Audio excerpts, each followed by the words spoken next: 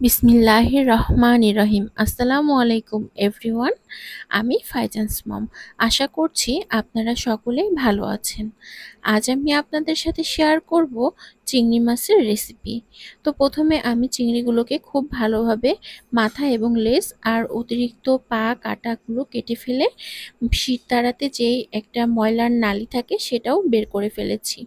আর এবারে নিয়ে নিচ্ছি পরিষ্কার করা চিংড়িগুলোর সাথে পরিমাণ মতো লবণ, 1 টিস্পুন হলুদ গুঁড়ো, 1 টিস্পুন মরিচ গুঁড়ো দিয়ে আমি খুব ভালোভাবে মাছগুলোকে ম্যারিনেশন করে রাখবো 15 থেকে 20 মিনিটের জন্য। ম্যারিনেশন যত ভালো হবে মাছের মধ্যে মশলাগুলো ততটা ভালোভাবেই ঢুকবে এবং মাছ খেতেও বেশ ভালো লাগবে।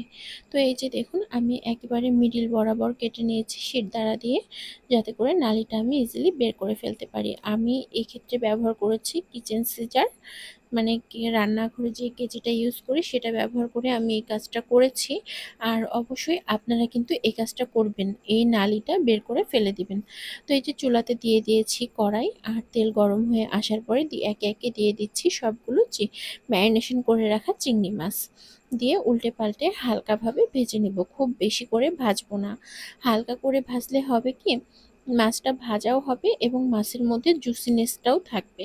আর বেশি ভাজলে মাছটা ক্রিস্পি হয়ে যাবে এবং চিমড়া ভাবটা চলে আসবে বা শক্ত হয়ে যাবে, আর মাছের মধ্যে কোনো জুসিনেসটা থাকবে না, খেতেও ভালো লাগবে না। তো এই যে আমি দুইটা ব্যাচে মাছগুলোকে খুব ভালোভাবে উল্টে পাল্টে হালকাভাবে ভেজে নিচ্ছি। এটা হচ্ছে second batch. First batch complete হয়ে গেছে, সেকেন্ড ব্যাচও মোটামুটি হয়ে গেছে। তো এই যে এই সবগুলো মাছই তুলে নিচ্ছি। আর এবারে মশলা কষানোর জন্য দিয়ে দিলাম কুচি করে রাখা পেঁয়াজ কুচি। আর যেহেতু আমি বাটা মশলা ব্যবহার করব, পেঁয়াজ বাটা, এই জন্য অল্প পরিমাণে পেঁয়াজ কুচি নিয়েছি। আর তার সাথে নিয়ে নিলাম স্বাদ মতো লবণ। এতে করে হবে কি, পেঁয়াজগুলো একটু তাড়াতাড়ি ব্রাউন কালার হয়ে আসবে, পেঁয়াজ থেকে তাড়াতাড়ি পানি চলে যাবে এবং ভাজাও হয়ে যাবে। আর সেই সাথে নিয়ে নিচ্ছি 1 চিমটি পরিমাণ গোটা কাঁচা জিরা, নিয়ে তেলের মধ্যে দিয়ে দিলাম। আর এখন একে একে শুকনো মশলাগুলো অ্যাড করে দিচ্ছি। হলুদ, মরিচ, জিরা গুঁড়া, এই গুঁড়াগুলো সবগুলোই 1 টিস্পুন করে ব্যবহার করেছি। তারপরে পানি দিয়ে বাটা মশলাও ব্যবহার করছি। বাটা মশলা বলতে এখানে শুধুমাত্র পেঁয়াজ বাটা আর পেঁয়াজ বাটা ব্যবহার করব, আর সেই সাথে টমেটো সস বা টমেটো কেচাপও বলা যায়, সেটা ব্যবহার করছি। আর একটু মিষ্টি ভাব আনার জন্য দিয়ে দিলাম 1 টিস্পুন পরিমাণ চিনি। আর 4টা কাঁচামরিচ ভেঙে জাস্ট অ্যাড করে দিচ্ছি, যাতে করে খুব একটা ঝাল না হয়, মানে একটা মিষ্টি মিষ্টি ঝাল ঝাল একটা ভাব আসবে, এতে করে মাছটা খেতে খুব ভালো লাগবে।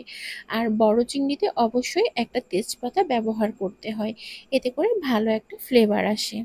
তো এই যে চিংড়ি মাছ মশলা যেহেতু মানে পুরোপুরিভাবে কষানো হয়ে গেছে, এজন্য এই পর্যায়ে এসে মাছগুলো ভেজে ভেজে রাখা মাছগুলো অ্যাড করে নিচ্ছি। নিয়ে নেড়ে চেড়ে মাছগুলো একটু কষিয়ে তারপরে হালকা একটু মানে মানে ঝোল রাখার জন্য অল্প একটু পানি দিয়ে মাছটাকে নামিয়ে নেব। তো এই যে ঢেকে দিলাম। আর এই যে দেখুন মাছটা খুব ভালোভাবে কষানো বা কষানো হয়ে গেছে, আর রান্নাটা কমপ্লিট করার জন্য অল্প একটু পানি দিলাম। দিয়ে এই যে দেখুন রান্নাটার এখন ফাইনাল লুক, রান্না টোটালি কমপ্লিট। এখন জাস্ট চুলা থেকে নামিয়ে নিব। তো রেসিপিটা ভালো লাগলে অবশ্যই ট্রাই করে দেখবেন, আর আমার চ্যানেলটিকে সাবস্ক্রাইব করে বেল আইকন বাটনটি অন করে দিবেন। আল্লাহ হাফেজ।